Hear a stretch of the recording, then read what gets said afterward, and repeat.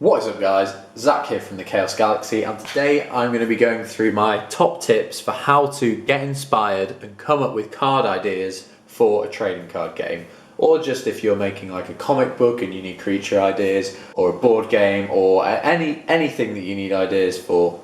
I'm just going to go through my kind of creative process and things that I find helpful.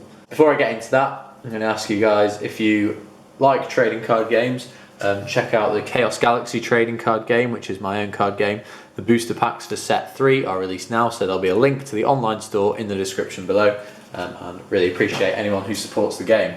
And I'll get straight into my top tips for getting inspired to create a trading card game and trading card game cards. So probably the most important thing is the actual premise of your game for inspiring your cards. I think it's very important for a trading card game to have a kind of base premise, or not even a set of rules, but a starting point for the game. For example, Chaos Galaxy is space, so it's about a galaxy with 7 planets inside, and you're using creatures and things found on those 7 planets and everywhere in between. Every trading card game has this. Yu-Gi-Oh, for example, the premise is ancient Egyptian pharaohs used to battle using creatures, so a lot of it's kind of Egyptian themed. Pokemon is you're looking for creatures around these regions and areas, so if you're in forests you get forest Pokemon, and it's kind of wherever you travel you'll get those kinds of creatures. Every game you can kind of break down in this sense, so don't go into making a trading card game being like, yeah, it's about nothing, literally anything can happen. You need a premise, and that should be the first basis for all your cards. However, there's kind of a scale. You don't want to be at the top of the scale where everything's too broad and there's too many ideas for you to come up with, so you can't come up with any, if that makes sense. And then there is kind of limiting yourself too much at the bottom end of the spectrum, which can be dangerous too. So if you're interested in knights and stuff and you want to make a medieval trading card game, that's cool. But if you just do a game based around knights, it would probably be pretty boring. If you have 10 different knight characters, then maybe like a castle and a dragon, and you're limiting yourself a lot. Just as if my game, Chaos Galaxy, was just space themed and you had a spaceman, a comet, a supernova, a spaceship, it'd get pretty boring pretty quickly. If you're using the knight thing, for example, then maybe I'd just say, don't narrow yourself too much, have it like ancient times, let's say, so then you can have a bunch of knight cards. And then at the same time you could maybe have like a set of ancient Egyptian cards and what was going on around there, like sort of ancient Oriental Chinese samurai warriors and stuff, and have them all mixed together in the same universe. So you're not being too broad, so you can't really come up with any ideas, but you're not being too narrow, so there's so few ideas that you can actually use. So that's the first thing, a solid idea for your game that's not too broad and not too limiting.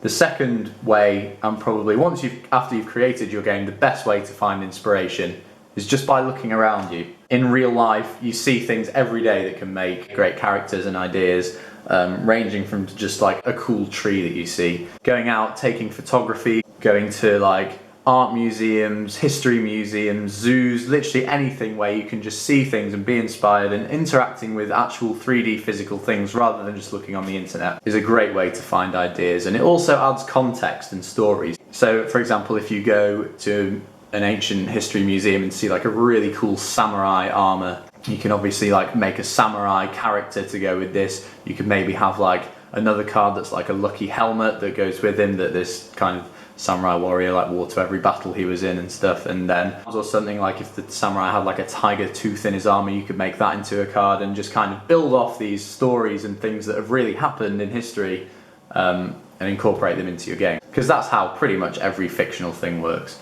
The next thing is to look at other similar card games, or just pop culture things, or just creative fantasy things going on. Like Star Wars is a huge inspiration for my game, obviously space themed.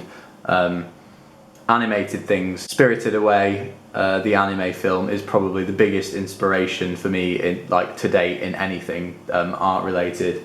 Even like coming out now on Netflix recently, The Dark Crystal Age of Resistance is a show that's just come out that I'm really enjoying, and keep seeing inspiring things through that. However, it's important when looking at things like this, it's important that you do not copy directly from them. Like if you just draw like an X-Wing in your card game, obviously you can't do that. You have to kind of make it your own and change it and make it look more unique. Like Starship XXX is a card that's pretty much based off X-Wings. in Star Wars. However, I changed them to look more like Earth fighter jets, and came up with this card, which is obviously an original idea because you can't say this is an X-Wing, but you can tell it's inspired by Star Wars. And everything's inspired by stuff. So a lot of the art direction in Star Wars was inspired from 2001: A Space Odyssey, and you can see clear links when you watch these things. And everyone is inspired by everyone, which is a good thing. Another way to get inspired is to literally just get a pen, get a piece of paper and start drawing. Doodling is one of the ways, especially when I was younger and started kind of getting into art and exploring what doing art was. Literally, I used to be in school and just doodle things like the card Boggy Booger, which is kind of a fan favourite card in the Chaos Galaxy. I was probably just sat in class drawing a cloud on the corner of my schoolbook and then just drew like a happy face in it, and it became a card. Just putting pen to paper is a really good way. If you're just in a mood to do some drawing, just randomly jot down any shape and just see what you come up with. I'm probably going to come up with something terrible now. But when you're really in the mood for it, you can literally come up with like 3 or 4 very good card ideas. And there's days when I've done this and there's no better feeling than just literally putting pen to paper and everything you draw just turns into like a really good idea.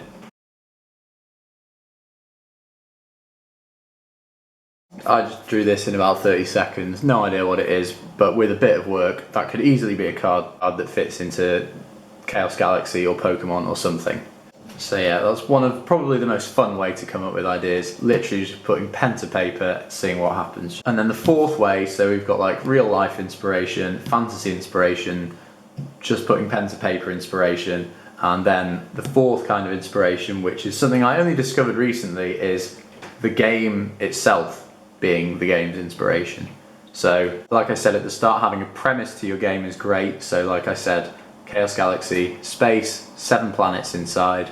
However, then after I'd had the game developed for a while, I went on to develop lore for the game, kind of what are the stories of these 7 planets, how did they come to be, and then the lore for the game, certain events that unfold as the story goes on, inspire cards that I've created for the game.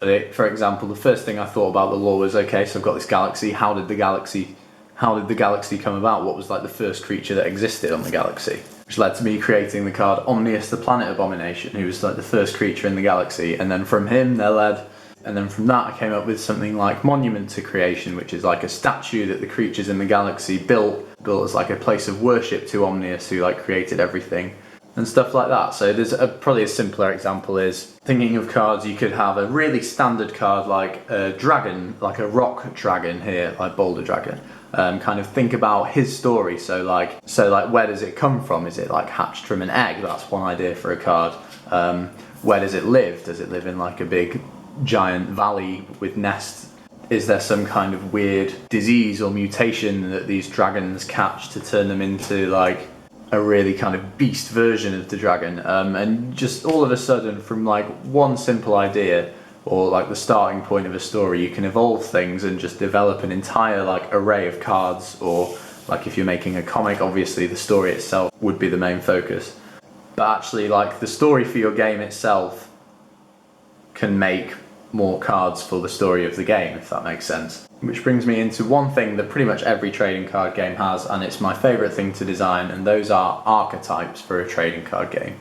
So an archetype, like the Boulder Dragons, is a group of cards which go together.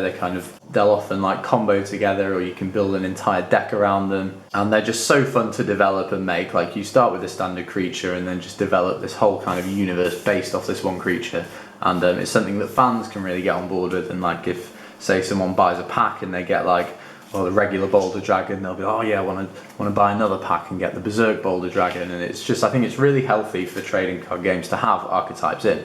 And a few kind of staple rules that I play by when making archetypes is that one, you need some kind of overall a strategy in the game that is the reason that the archetype exists, so the cards can combo together, and then like an artistic strategy at the same time. So something that kind of ties all the cards together and makes them actually look like an archetype. And the archetypes work best, I think, when the strategy and the story kind of intertwine together. So the example I'll use are the night jungle creatures in Chaos Galaxy. So there are the beasts of the night jungle in these kind of weird forests on the forest planet in the Chaos Galaxy, and they eat these weird fruits from the strange trees that come in the forest, and then they get abilities when they eat the fruits, because kind of weird mutations happen from like the side effects of their eating. So that's the way the strategy works, and then I wanted the artwork to reflect that. So kind of all the creatures in the archetype, they live in this weird deep dark jungle, so my thinking was I'd make them all blind. So they have these weird kind of white spaces where their eyes should be, and this is what ties all the cards together. So you instantly see this guy and think, oh yeah, he's part of the archetype that this guy's from. And they fit together, and then because they're all blind, I thought, okay, that's an interesting concept to play about with. This means I guess they wouldn't need to be camouflaged at all if they're blind, and everything in this jungle could just be a really weird, like bright, bold colours. Nothing can see, so colour doesn't really matter. And then that was my premise, and going off all that with these weird like alien trees and things, that was how I came about with the night jungle archetype. There's more simple ways of doing it. For example, an archetype can literally be just like, you start off with like a stage 0 creature, like an egg, and then eventually that evolves into like a dragon, which evolves into a bigger dragon. However, this is kind of a linear way of doing things, and I think every game it's healthy to have like one archetype that does this, but I think it's more important to come up with these weird, strange strategies and stories and things to make your game more exciting. And a general rule of thumb that I do with archetypes, I have it with every archetype I've made for the game, and that's that you should have some kind of like boss creature, which is like the leader of the archetype and like your finishing move after you pull off all your combos. I think every archetype should have a kind of environment card that gives like backstory to the archetype and where they all live. The night jungle trees. There should then be like a base card which is like the standard, this is what the archetype is in essence. If there's one card that shows what the archetype is, it's this. So Boulder Dragon's probably the best example of that. And it's important to have more like actual creature cards than resource cards, because otherwise people can't really relate to resource cards. They look cool and they give a great kind of backstory of what the cards are about, but you can't really relate to it like you can a character card. Everything should have a theme. It can be literally anything, like the theme can be colour, for example, so you can have like orange dragon, blue dragon, red dragon, and then like gold dragon as the boss. You can literally just think as creatively as you possibly can. It could be like these robots that's like Mark 1, Mark 2, Mark 3. It can literally even be noises. So in Little Dudes, one of my older games, there's the SCHL archetype, which are just kind of these onomatopoeic words like schloipy, schlurpy, schlumpy and schleepy, and they all have weird like sucker pads that make different noises when they walk. But it's something that just ties the archetype together and makes it one. And that's the main thing when thinking of an archetype, and archetypes are the most fun parts of making a trading card game, in my opinion. And the last thing I want to talk about is names for cards. This is something a lot of people say they struggle with, and there's quite a few different ways of doing things depending on the card or character that you're designing. The first way, and probably the way I use most to come up with my card ideas, to my name ideas, is using like literal translations of things that are going on. So Meltalon, for example, he has an ability where he's kind of melting, and every turn he loses 50 power and health, hence Melt-Alon.